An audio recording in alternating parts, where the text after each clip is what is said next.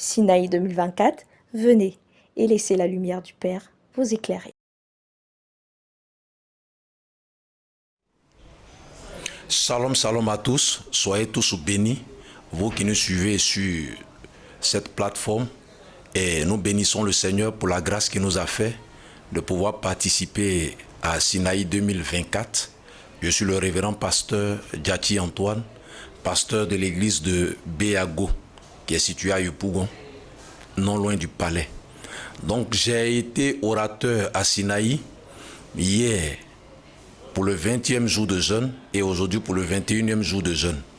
Et hier, il était question de développer, nous ne combattons pas selon la chair, mais par l'esprit. Et ce que nous devons retenir de ce thème, c'est que la réalité du combat spirituel s'impose à chaque enfant de Dieu. Dieu forme des projets pour nous et l'Éternel veut les réaliser, mais l'adversaire s'oppose. Et c'est dans le combat spirituel que nous pouvons franchir les étapes jusqu'à atteindre le programme divin pour notre vie. Et nous ne devons pas nous relâcher dans le combat. Aujourd'hui, il était question des armes spirituelles dans le combat spirituel. Et nous avons mis en évidence les armes que Dieu met à la disposition des enfants de Dieu dans le combat spirituel, selon Ephésiens 6, à partir du verset 12 jusqu'au verset 18. Et il y a des armes offensives et des armes défensives. Nous devons toutes nous les approprier afin d'être efficaces dans le combat. Que Dieu nous bénisse. Donc c'est un peu ce que je peux dire par rapport à ces deux thèmes.